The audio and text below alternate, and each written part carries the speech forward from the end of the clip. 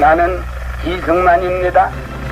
미국 와싱턴에서 해외에 관계한 우리 2,300만 동 보육이 말합니다.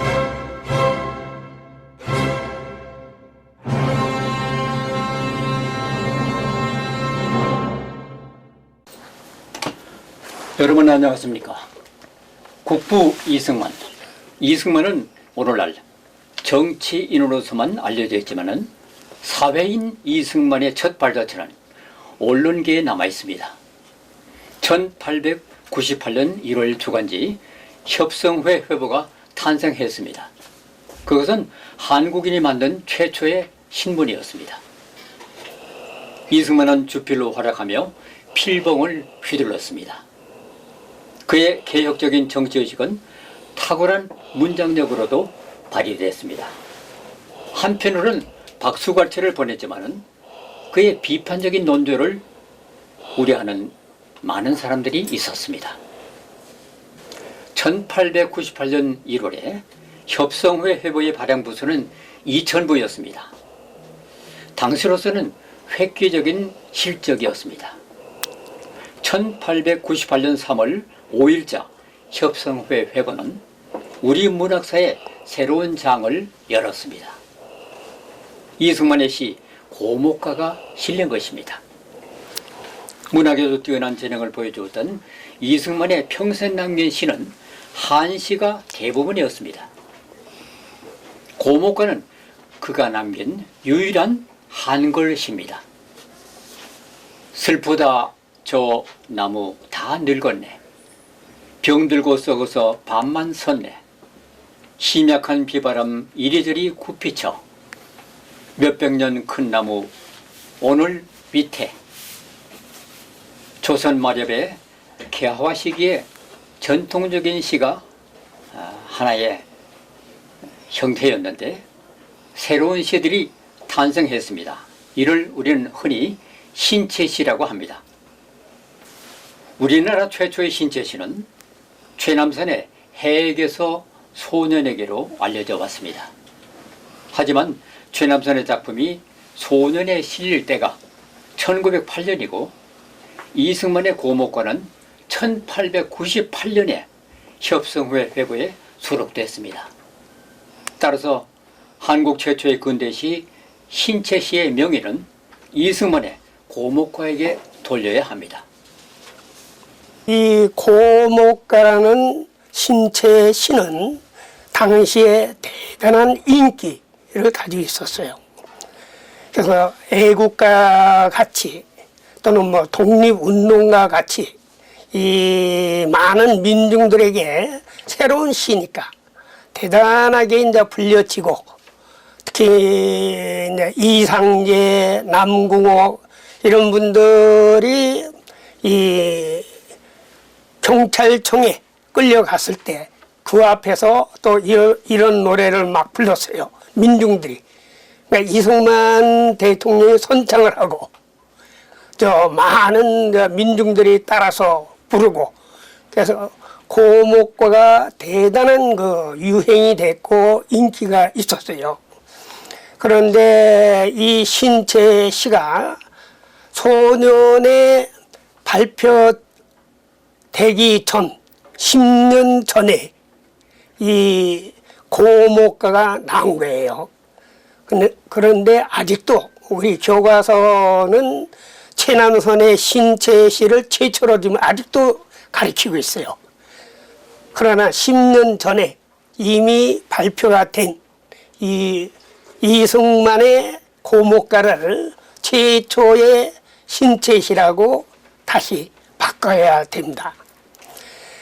실제 그 소년에 나왔던 그 최남선의 신체시는 창작이 아니고 영국 바이런의 시에 더 오션이라는 더 대양 큰 바다라는 제목의 시가 있었어요. 그것을 그대로 쓴 건 아니고 번안시, 당시에는 이제 번안이라 해서 번역인데 번안을 해외의 원작을 한국어로 번역을 하면서 자기 생각을 조금씩 가미를 했습니다. 그게 이제 번안시. 그러니까 이제 해에게서 신체 시도 일종의 번안시예요. 이 바이런의 더 오션, 그 바다, 큰 바다라는 뜻이죠. 비슷한 게 이제 안국선의 금수회의록, 그것도 신소설이죠. 이것도 중국의 금수 공격 인간, 금수가 인간을 공격한다 하는 그런 뜻의 그 소설이에요. 그 소설을 일본 사람이 번역을 해서 일본어로도 나왔고, 그것을 다시 한국에서 안국선이가 번안 소설 내갖고 또 이제 이 금수회의록 신소설이 나온 겁니다. 신체시, 신소설, 신여성 하는 당시의 신자가 굉장히 유행을 했어요. 소위 말하면 조선시대 말기쯤에 조선시대에서 현대 시로 넘어가는 과도기 있는 게 신소설, 신체시, 뭐 또 사회적으로는 신여성, 그래서 신자를 많이 붙였습니다. 그런데 문제는 뭐냐?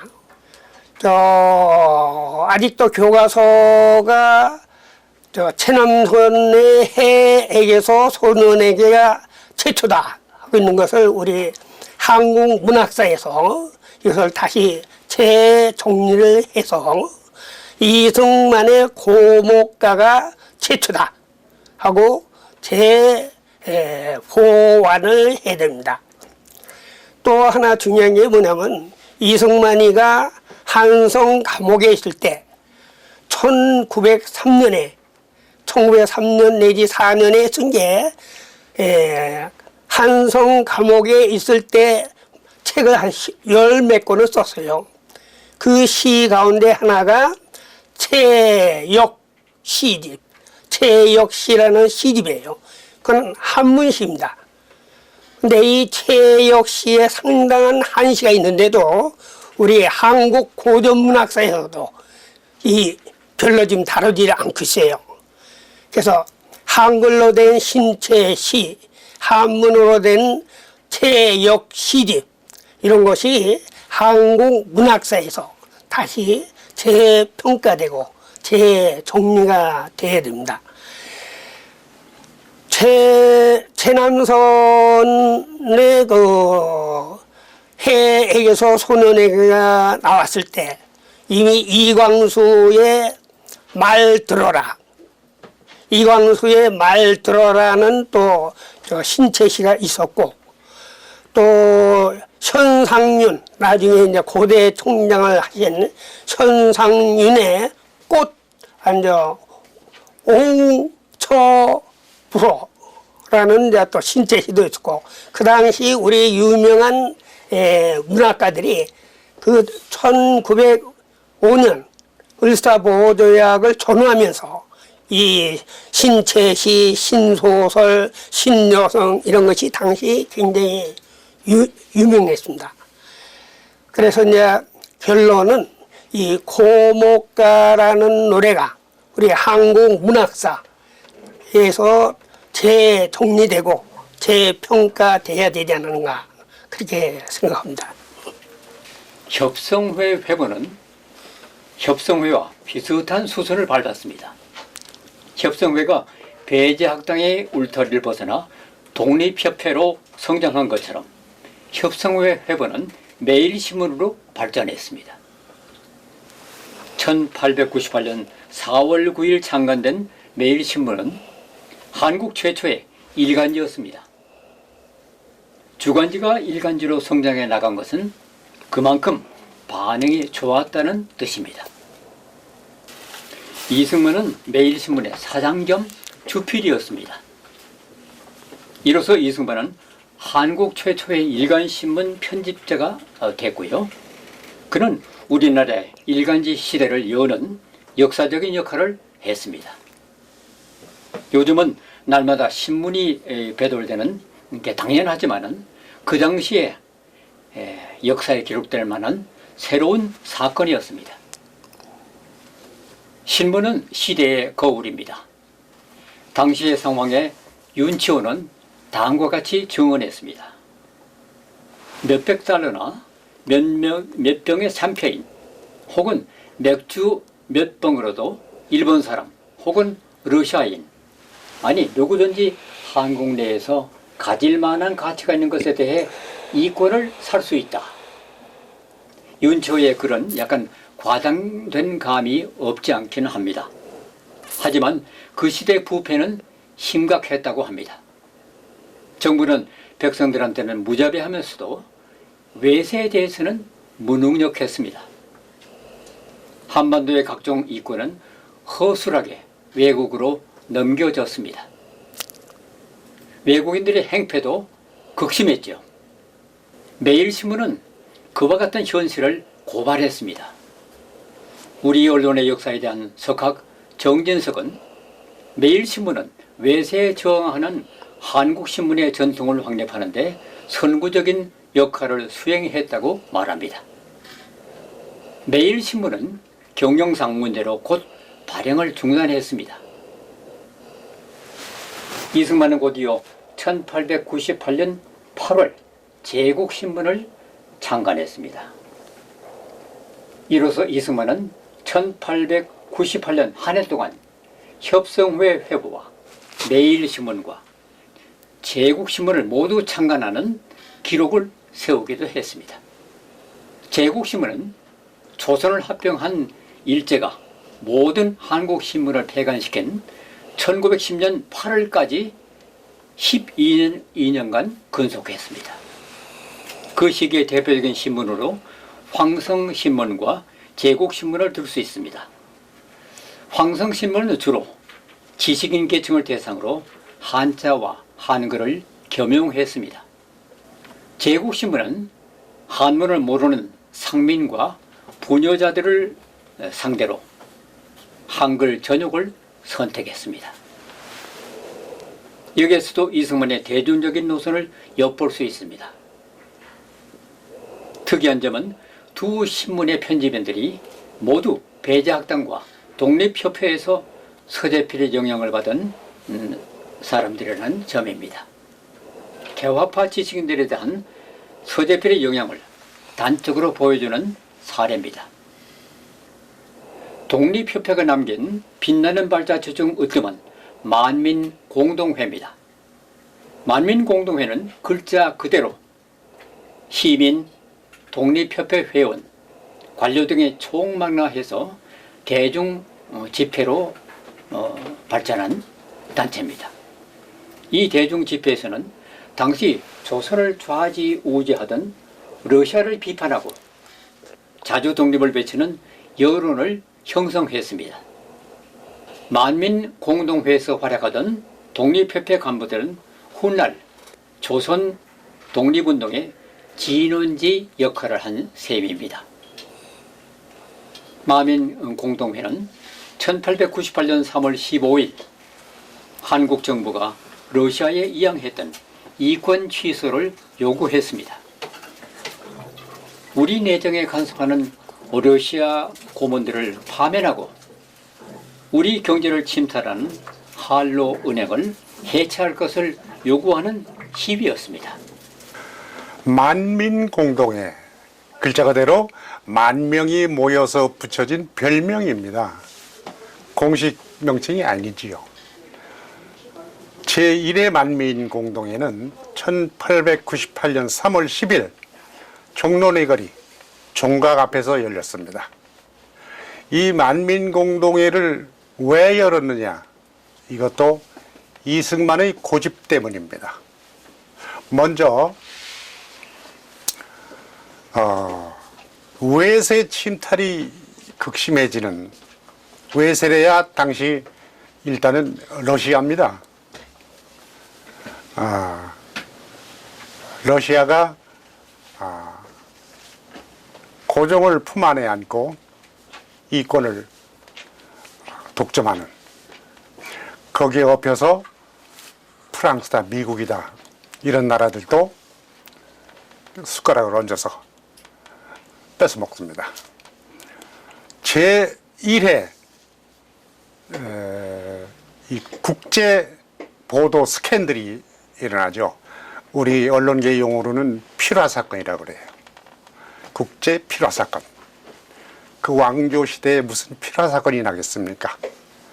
왕을 욕할 수 없는 거, 거기서 생기는 필화 말고는 있을 수가 없습니다. 근데 1898년 1월 1일 자로, 그날자로 협성 회보가 창간되죠. 이것도 이승만의 고집입니다. 독립신문이 일주일에 두세 번 나오는데 이거 가지고는 성에 안 찬다. 쓰고 싶은 일, 해야 할 말, 사건들이 너무너무 많다. 매일 신문을 내자. 그래서 협성의 회보를 창간했는데 형편상 주간지밖에 못하니까 일간지로 바꾼 것이 아까 쭉 나온 4월 9일자 매일신문이죠. 에브리데이 뉴스페이퍼. 이 국제 필화 사건이라 하면 무엇인가 하면은 첫 번째, 협성의 회보에서 협성의 회보 사실상 주간 주필 노릇을 하는 이승만이 중대한 사건을 터뜨립니다. 그는 독립협회와 함께입니다. 이승만은 독립협회가 창설되면서 청년 지도자로 참여하죠. 독립협회 창설이 언제입니까? 1896년 7월 2일입니다. 그러니까 98년은 그 다음에죠. 첫 탄이 무슨 기사인가 하면은 러시아가 부산 조령도, 지금 영도입니다. 영도를 조차한다. 이거를 백성도 모르게 왕실에서 왕이 비밀로 러시아한테 부산 영도를 제공한단 말이지. 이게 주인 있는 나라로서 여러분 백성들 생각해 보시오. 가만히 있어야 되겠습니까? 막 이런 선동 기사를 씁니다. 그 여파로 결국 고종이 러시아에 주려고 하던 저령도 조차 그걸 포기합니다. 이게 맨 처음 이승만이 외세와 싸워서 국토를 지킨 첫 사건이죠. 그리고 그 다음 3월 10일 만민공도를 여는데 왜 여느냐? 또 하나의 국제 스캔들을 입수했어요. 신문 용어로는 단독 특종입니다. 고종 황제가 러시아와 프랑스한테 인천 항구, 진남포 항구 일대의 토지, 항구 이용권, 그리고 평안도 어디 광산, 채굴권 이거를 양도한다 하는 비밀 협약서 같은 걸 입수한 거예요.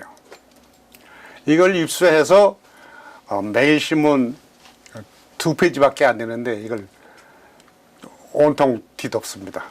하루만 한 게 아니라 매일 이걸 폭로한 거죠. 이걸 폭로하니까 서울의 국제사회가 발칵 뒤집혔죠.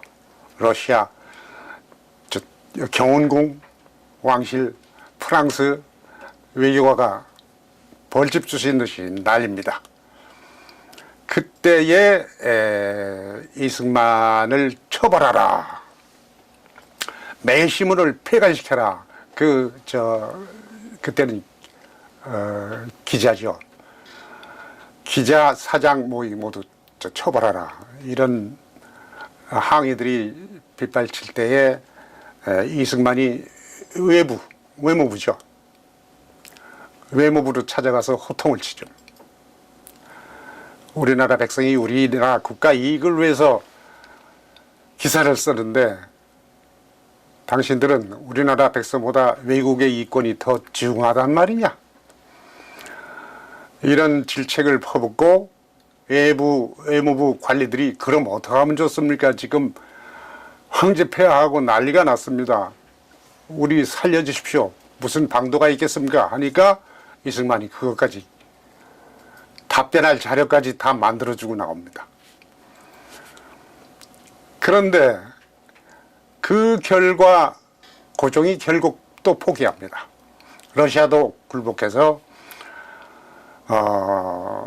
항구 조차권 광산 있고 다 포기하고 당시 또 한국 러시아 은행을 설립하려고 내일 모레면 개업을 해야 되는데 그것도 포기합니다. 그리고 또 있어요. 고종이 한국 군대를 믿지 못해가지고 용병을 데려다가 왕궁 수비대를 만들려고 계약까지 하고 월급까지 다 지불했어요. 이것도 폭로해가지고 철회시킵니다. 그러니까 외국 용병들은 하루 근무도 안 하고 월급만 받았죠. 이런 사건들이 잇따르니까 이승만이 주장한 것이 거리투쟁입니다. 서울 백성들의 여론을 일으키자. 독립협회 어른들한테 건의해가지고 그때 서재필 선생은 이미 그 전해 87년 5월에 미국으로 돌아갔고 이어받아서 이완용이 독립협회 회장하다가 그만두고 전라도 감사인가 도지사 관찰사로 가고 이어받은 게 윤치호 선생이 독립협회 회장이 됐을 때인데 윤치호 선생은 개화파라서 이승만과 나이 차이는 25년 되지만은 아들 아버지 같은 사이인데 동지의 동지, 개화의 동지. 그래서 이승만의 얘기를 잘 들어줘요. 그렇게 시작한 것이 만민공동회입니다. 우리 백성들의 여론을 업어야 국정개혁이 가능하다. 미국을 보라. 윤치호 선생도 미국 유학했잖냐. 둘이 배짱이 맞아가지고 종로 내거리에서 만민공동회, 공동회 거리 집회를 소집했는데 구름처럼 사람이 몰려와서 10,000명이 된다 그래서 만민공동회가 된 거예요. 그러니까 이승만은 신문으로 기사로 싸우고 거리 집회로 백성들을 포섭해가지고 여론을 일으켜서 싸우고 이런 양면 공세를 펼치는 겁니다. 가장 하이라이트라고 할 수 있는 것이 바로 여기도 소개되는 장작불 공동회. 장작불 공동회가 11월 달에 열리는 낮밤 농성 데모 투쟁입니다. 거리 투쟁. 바로 이 광화문 내거리예요.